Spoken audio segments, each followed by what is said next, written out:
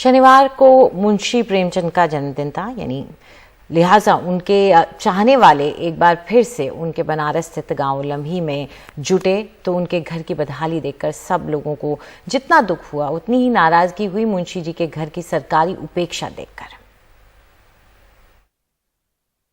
रिमझिम पड़ले फुहार सुंदर देशवा हमारे रिमझिम पड़ले। मुंशी प्रेमचंद के आंगन में कजरी गाकर प्रेमचंद को याद करते ये कवि जयशंकर जय हैं। हमारे मुंशी जी के जयशंकर जय अपने चंद साथियों के साथ मुंशी प्रेमचंद का जन्मदिन मनाने उनके घर पहुंचे हैं। हमारे मुंशी जी के तिलक, लेकिन उसकी हालत देखकर बेहद दुखी हुए, क्योंकि जिस आंगन में कभी मुंशी जी के पात्र होरी, घीसू, माधव और धनिया ने मूर्त रूप लिया और जिन पात्रों को मुंशी जी ने कभी अभाव में भी फिसलने नहीं दिया, उसी आंगन में आज के घीसू, होरी, माधव और धनिया जैसे बच्चे आंगन में जमी काई से फिसलकर गिरते नजर आए। साल भर से इस मकान के अंदर बरसात का पानी भर जा रहा है और आप यहाँ काई जितना लगा है इससे आप आभास कर लगा सकते हैं, अनुमान लगा सकते हैं। और इस मकान का कोई देख रेख करने वाला नहीं है। लेकिन आज आप ये देखेंगे कि लाइट, बिजली, अलग पलग, ट्यूबलाइट, होल्डर सब एकदम बोर्ड वगैरह सब उखड़ गया और कोई देख रेख करने वाला नहीं है। जबकि हर वर्ष यहाँ जिला प्रशासन आता है, लेकिन उसके आंख का लगता है मुझे पानी मर चुका है प्रशासन का।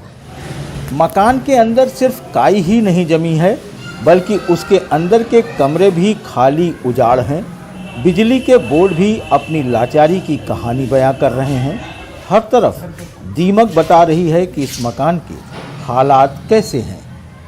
प्रयास होने चाहिए इसको बनाने के लिए, वो सब जैसे आप इसको सीधे शब्द में कह दीजिए कि सरकारी दीमक इस स्मारक को चाट रहे हैं। पूरी व्यवस्था यही है। ऐसा नहीं कि मुंशी प्रेमचंद के इस मकान को लेकर कभी प्रयास नहीं हुआ।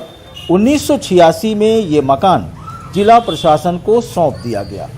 उसके बाद से यह उपेक्षित रहा, लेकिन 2005 में मुंशी जी के गांव में मुलायम सिंह यादव और जयपाल रेड्डी पहुंचे तो उन्होंने इसके स्मारक बनाने की घोषणा की और 25 लाख रुपए भी दिए। उससे इस मकान के हालात को सुधारा गया और तब लगा कि यह स्मारक बन जाएगा, लेकिन उसके बाद यह फिर उपेक्षित हो गया। लिहाजा एक दिन के होने वाले इस जलसे से लोग बेहद दुखी हैं। दक्षिण भारत के लोग जो और हिंदी भाषी हैं वह ज़्यादा झुके हुए हैं, ज़्यादा कार्य कर रहे हैं। दक्षिण भारत में जैसे बताया गया वहाँ लोग चौपाई बना के उसका तमिल में रूपांतरण तो उससे लेकर के आपको बहुत कष्ट है। हाँ जी, बहुत कष्ट है, क्योंकि मतलब हम लोग अपने ही महापुरुषों की उपेक्षा कर रहे हैं, जबकि उनके मार्ग पर चलना चाहिए। सिर्फ हम वोट की राजनीति कहिए या कर्मकांड कहिए, जो भी कहिए, या शिक्षा कहिए, हम लोग पुरातन युग में लौटे हैं। मकान के अंदर के हालात ही सिर्फ खराब नहीं हैं, बल्कि बरसात में मकान के बाहर लगा ये पानी भी सच्चाई बयां कर रहा है। यहाँ हर तरफ पानी है, लेकिन अगर सरकारी महकमे के आँखों का पानी नहीं मरा होता तो आज उसकी यह हालत नहीं होती।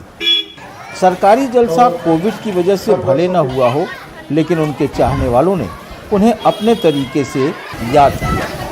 साल भर अपनी बदहाली का आंसू रोने वाला मुंशी प्रेमचंद का ये घर एक दिन के जलसे से खुश होने के बजाय और ज़्यादा दुखी हो जाता है, क्योंकि जिन चीज़ों को वो भूलना चाहता है वो एक दिन का जलसा उसे फिर साल भर के लिए याद दिला देता है।